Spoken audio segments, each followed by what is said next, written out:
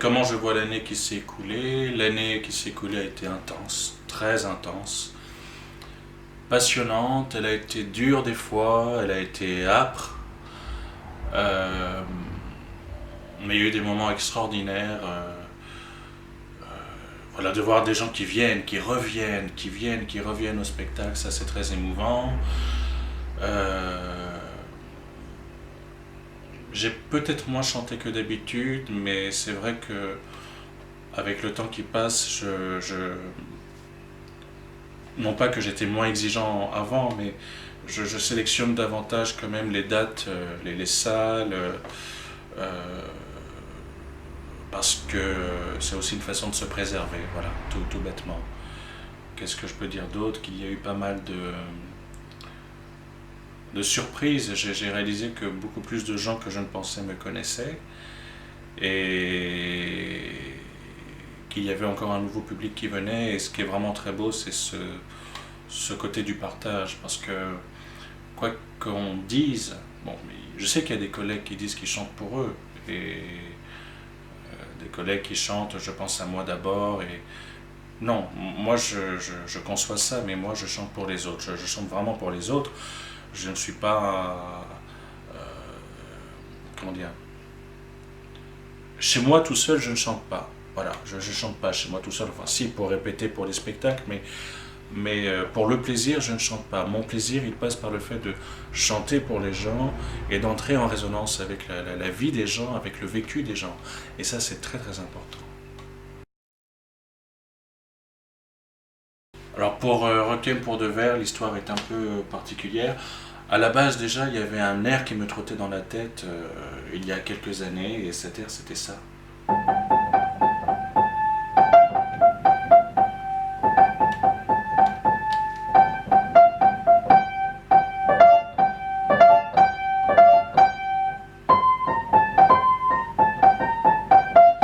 Mais j'avais pas de parole sur cet air-là et à ce moment-là, il y a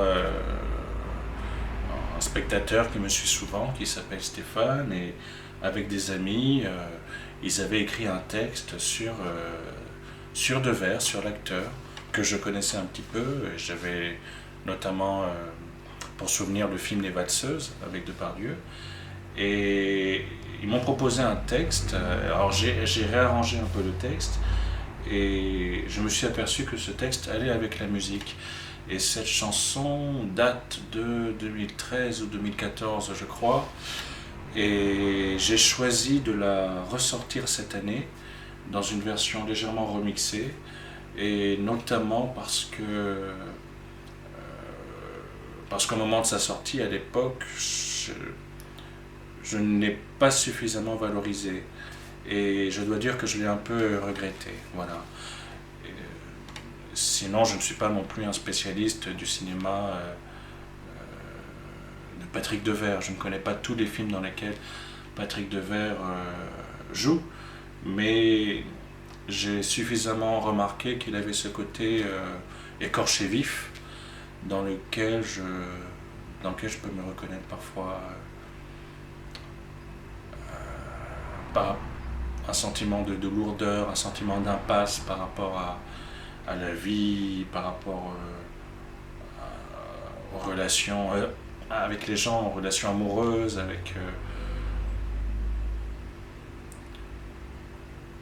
Oui, c'est quelqu'un qui me touche vraiment beaucoup. Des années après sa mort, c'est quelqu'un qui me touche vraiment, vraiment beaucoup. Sur scène, on me voit moins au piano, c'est vrai. Pourtant, j'ai commencé le piano à l'âge de 7 ans, en 1991, à Libreville, au Gabon. Voilà. Mais mes dernières années de formation au piano, c'était à la maison avec ma mère et puis avec une professeure au conservatoire Maurice Ravel à Libreville, euh, Madame Markovitch. On me voit moins au piano maintenant parce que simplement pour moi, je trouvais des fois que c'est encombrant d'être là au piano quand on chante devant les gens. On a envie de bouger, on a envie de se lever, on veut faire des gestes. Alors quand on a un micro-casque, ça va. Euh, mais enfin, il y a quand même un moment donné où on a envie de se lever. Voilà. Et donc, c'est vrai que les derniers spectacles, euh, ben, je suis souvent debout, il y a quelqu'un qui m'accompagne au piano, souvent ça a été donc Bertrand Fernier, ou alors c'est un guitare, là, c'est Sébastien Desfioles qui m'a accompagné à la guitare à Angers, à Paris, à Enghien dans le cadre d'une émission radio.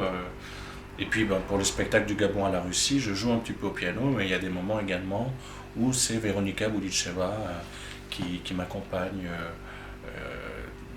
aussi. Donc je joue moins au piano, ce n'est pas que je n'aime pas ça, c'est simplement que je, j'ai essayé de m'affranchir du piano, de ne pas être dépendant du piano par rapport au spectacle. Oula, l'actu à la rentrée. Voilà ma réponse. Non, plus sérieusement, oui, il y a quelques dates. Euh, il va y avoir, donc Lyon, je pense, en octobre. Il y a, alors je dis pêle-mêle parce que là, la chronologie, je ne suis pas très doué. Il y a Rouen le 7 décembre, il y a, non, Rouen le 5 décembre, Nantes le 7 décembre. Il y a Aix-en-Provence le 12 octobre. Il y a Paris le 8, le 9 et le 10 novembre.